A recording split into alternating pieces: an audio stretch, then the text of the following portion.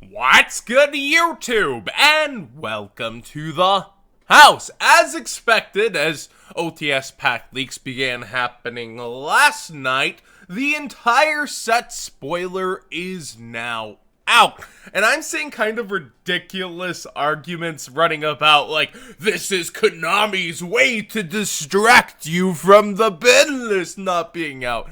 Like, yeah, Konami purposely leaked OTS Pack 9 to some shops. It's not distribution or anything like that that could possibly happen. This is all Konami's grand plan to distract us from no sooner than November 20th. Guys, calm down. The ban list will be here when it'll be here. Like, we're in a weird place, right? Where diversity is here, but it's for one of the first times not a healthy diversity in the game. That being said, let's go ahead and get into the topic, the full OTS pack spoiler, and kind of what I've realized I hate about OTS packs. Ultimate Stratos, that's pretty nice, and then Lycoris is here also. So Lycoris and Shizuku getting ultimates, this might be hints that the decks might not be getting hit so bad on this upcoming ban list, question mark. Trickstars have been a mainstay rogue strategy that actually just took down a YCS, so that's very interesting that Lycoris gets the ultimate, and it looks nice. I wish we had a better picture of this Stratos that's ultimate rare as well, but beggars can't be choosers with leaks, and we've gotten some pretty awesome pictures so far with the Sekka's Light, Shizuku. If you saw the last video, you already saw these. I'm particularly happy with the Mecha Phantom Beast token, so let's put that full spoiler up on the screen. We've actually got some nice super rares with Galaxy Wizard and Expedition price-wise. We've got super polymerization. We've got Reproducus. We've got Card Destruction. It's a very interesting list. I know the Altergeist players will be somewhat happy with personal spoofing, but not as much as they would have been with Ultimate Multi-Faker that was being rumored last night. And then the commons are kind of weird. We got TGs, we got Jet Synchron, which, like, I know for a fact, I've actually been in an event where I was near the stage and they said they weren't going to feature the Synchro deck because it took too long. So interesting that Konami actually goes ahead and acknowledges Jet Synchron and puts it in the pack now that we're in Master Rule 4, but still, nonetheless, a common reprint. Imperial Tombs, kind of well-timed considering Gravekeeper's got their reprints. And Tachyon Transmigration also noticed. We've got Neos Leos. We're going to be playing Hero Beat Boys. The TGs are what really are kind of weird. Like, did they need a reprint? We'll actually look at their prices here in a second. So, what do I hate about this? It looks pretty good, John. We've got a rarity upgrade for Thunder Dragons. A Link got a rarity upgrade. We got some pretty cool ultimates. Well, you know, used to, we got ultimates in every single set, and I've kind of bought into the hype myself of, oh boy, we get to find out what ultimate rares and super rares and yeehaw. And OTS pack could still serve this purpose, right? Of reaching backwards towards ultimate rares that we once didn't get. But ultimate rares became truly special once we lost them in the core sets. It's like you entered marriage, and now the only times you get that nookie is on special occasions.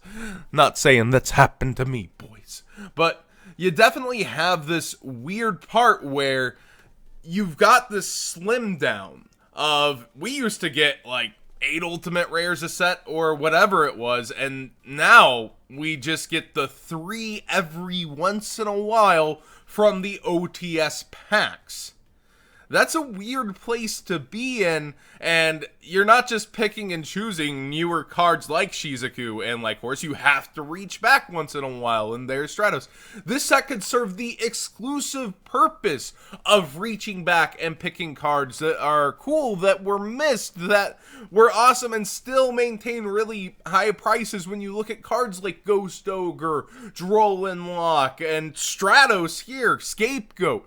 You have the ability to go all the way back, and Instead, we constantly focus on the here and now. Like, side sets don't have ultimates, period. That's something great to also kind of go for. A reprint from a set that could have been locked price-wise. Like, there's so many things you can do with OTS pack, and it just kind of gives this hype beast moment where even I bought into it. I constantly do. I'm like, oh boy, I get to do this, and then I'm like, wait a minute. So it's not really like, oh, this is the distraction from the ban list. Nah, that's not anything where it is. So let's go ahead and look at a couple of prices real quick. We're gonna have to look at the TGs also. But the Galaxy Expedition was kind of up there, and it's been trending back downwards as is. But yeah, it was a $7 card, so nice to see in an accessible common that will be driven far down in price. I'm happy with that, as well as Galaxy Wizard. Both of these were relatively... it wasn't like the hardest thing in the world to get, but spending $20 on unnecessary playsets if you were now interested in the deck with the new support was a bit of a bummer. And the Galaxies by no means are gonna be like just ridiculously cheap to pick up now. You've got that's a booster box. You've got like when you're looking through certain Galaxy cards that aren't the Ghost Rares, they're like Soldier that are still gonna be up there, and these have received multiple buyouts. Oh, the Guardians of the Galaxy pops. How could I forget that support in Yu-Gi-Oh? But Cypher Dragon's actually far up there now too for the Blue Eyes stuff. All your rank 8s are kind of gonna be up there. And these were some of the highest ultra rares for the time being. But Galaxies by no means it's this odd place where they just weren't cheap. Let's look up the TGs, actually. I want to see what's happening with them. And of course, Wonder Magician Ultimate Rare still up there. Rush Rhino. Oh, it's the Battle Pack Star Foil. So this is actually technically a prize card, so ignore that price. Striker Ultra. Okay, so that was bound to be up as well. These are all the hollowed out versions, so they're forced to be up there. I don't think any of these were too high. Yeah, the rares here at like $1. Wonder Magician looks to be $1. Nothing too surprising. I was wondering if there was a weird radar that they had, but no. Just going for the TG stuff here. Interesting, Konami. What's on the horizon in the future for TGs? They get a Link monster, right? Is that it? Is that all you needed for these reprints? All right. That's fair.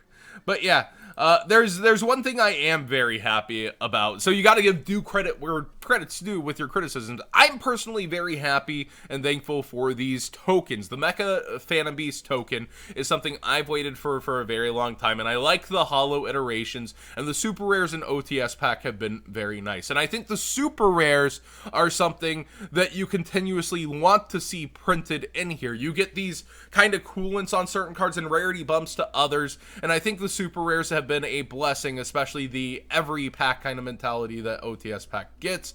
Whereas before, in the old tournament packs, you had to fight through tons and tons of rares to even get that super. Now, prices could be ridiculous because of that, but instead we get that nice little ease into it, and I'm appreciative for that. The ultimate rares are more so what I just kind of roundabout noticed, like, man, it was Duelist Alliance. We had Ulti Construct, like... And the price wasn't that great of a difference back then, right? Like when you had it in the main set and it was in the meta, Ulti Construct was only $5 more. So I guess in a weird way, they've made Ultimate Rares matter oh so much more. But I would prefer to have a boatload of Ultimate Rares and different Ultimate Rares that aged, rather than it just being shoved down to 3 per... How often do these come out? Like a couple a year? Like 4 or 5 a year?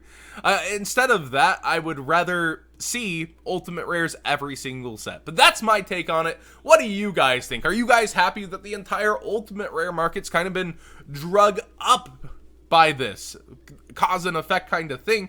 Or would you rather see it still like as a way that might have been able to help certain core sets values? We also get multiple printings of a maybe desired card like Construct. Like, that's definitely one huge plus to Ultimate Rares, or that we got extra chances at demand cards along with hollowed up versions of other cards. I think that was really awesome, and it's something we lost along the way for this being special and hype beast. But again, I buy into it. Some of you guys do, and I probably still will. I'm not gonna lie. I'm gonna be kind of a sheep there and just say, oh boy, super rare spoofings. Oh, that ultimate like horse, it looks real nice. That's gonna be me at the end of the day, I think, despite my criticism here. I think there's not much reason to change. But again, thanks for watching. Give this video a thumbs up if you enjoyed the conversation. Back me on Patreon, and especially if you want to be sending stuff in through the P.O. box to be returned to you. And subscribe if you haven't already. Thank you so much for watching.